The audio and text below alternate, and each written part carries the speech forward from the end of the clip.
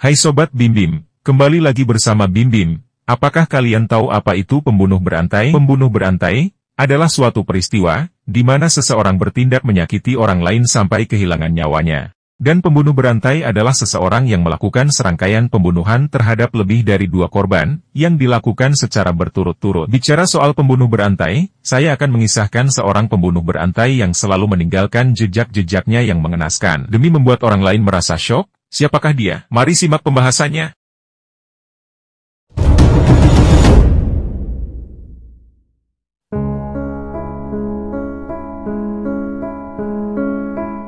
Alfred Gaynor merupakan seorang pria berkebangsaan Amerika Serikat yang lahir pada tanggal 10 Desember tahun 1966 di Springfield.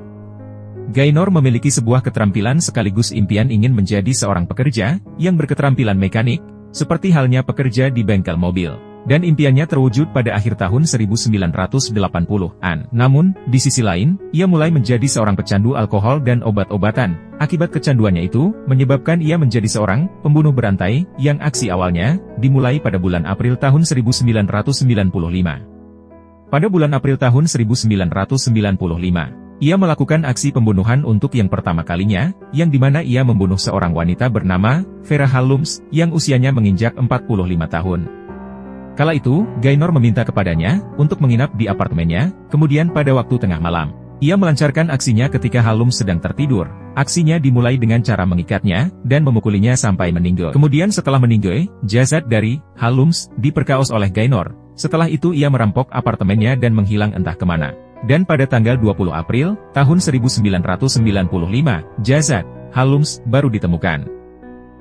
Pada tanggal 15 Juni 1997, Gaynor bertemu seorang wanita bernama Jill Ann Ermelini, yang merupakan seorang pecandu narkoboy. Ia membujuk wanita tersebut dengan cara berdalih menawarkan narkoboy. Setelah mereka berada di tempat parkir, Gaynor mencekik wanita tersebut sampai meninggal. Setelah itu, ia membawa barang-barang berharga milik korbannya, dan menyembunyikan jasadnya di box truk. Kejadian berikutnya, terjadi pada tanggal 24 Oktober. Gaynor bertemu lagi dengan wanita pecandu narkoboy yang lainnya. Wanita tersebut bernama Robin Atkins, yang usianya 29 tahun. Mereka memakai narkoboy bersama, dan ketika mereka sudah terkena efek samping narkoboy, Gaynor menyerang Atkins di salah satu pusat kota. Ia memukuli dan memperkaos Atkins, dan sama seperti korban sebelumnya, Gaynor mencekik korbannya sampai meninggal, kemudian merampok uang dan barang-barang berharga milik korbannya. Korban selanjutnya bernama Joan Thomas, usianya menginjak 38 tahun. Kala itu, Gaynor bertemu dengannya dan mereka ke apartemen. Sesampainya di sana, Gaynor melakukan persodoman, lagi, dan lagi. Ia mencekik korbannya dan meninggalkan air mani dan sidik jarinya di TKP.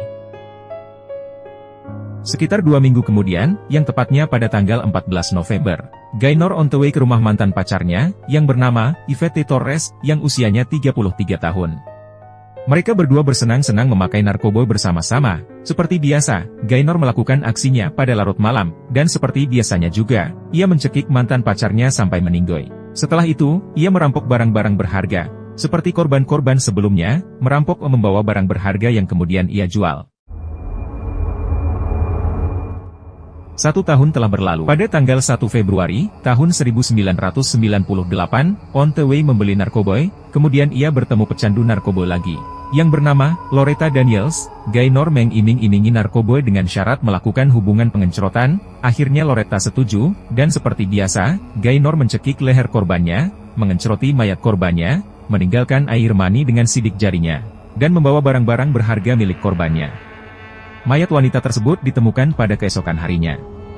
Aksi pembunuhannya hampir sama seperti para korban sebelumnya. Pada tanggal 10 Februari, ia melakukan hal yang sama terhadap wanita yang bernama Rosemary Downs, yang berusia 42 tahun.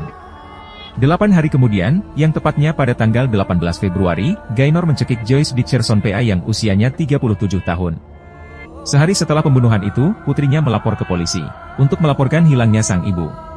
Selama penyelidikan, para saksi berkata bahwa sebelum Joyce menghilang, ia bersama Gaynor dan 2 gadis lainnya yang menggunakan narkoba bersama-sama. Pada tanggal 27 Februari, Gaynor ditahan dan diinterogasi.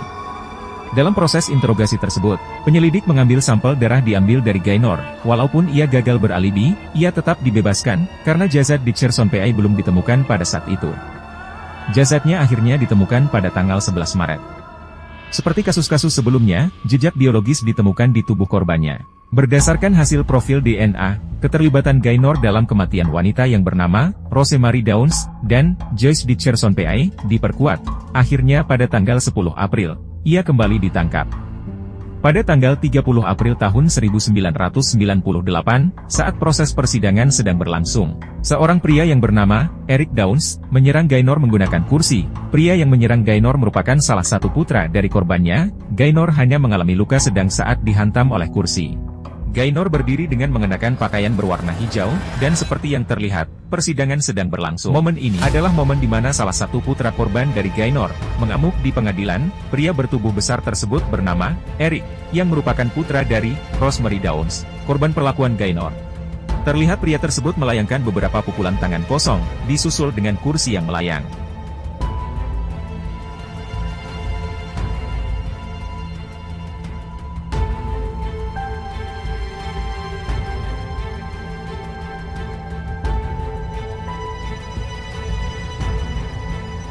Atas kejadian tersebut, Eric didakwa melakukan penyerangan dan penghinaan terhadap pengadilan. Saat ini, Gaynor menjalani hukuman di Pusat Pemasyarakatan Souza Baranowski, penjara dengan keamanan Supermax, atau keamanan tingkat maksimum. Ia justru tidak terkenal atas kejahatannya yang merupakan seorang pembunuh berantai. Ia terkenal karena karya-karya lukisan yang ia buat, dan foto ini merupakan salah satu karyanya.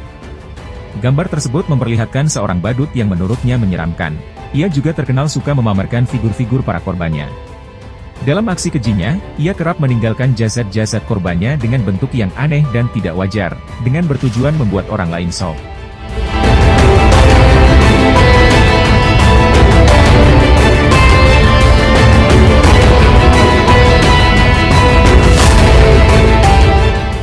Demikian kisah seorang pembunuh berantai yang sadis. Jadi jangan jadi pembunuh berantai ya, dosa. Mending subscribe channel YouTube saya aja ya.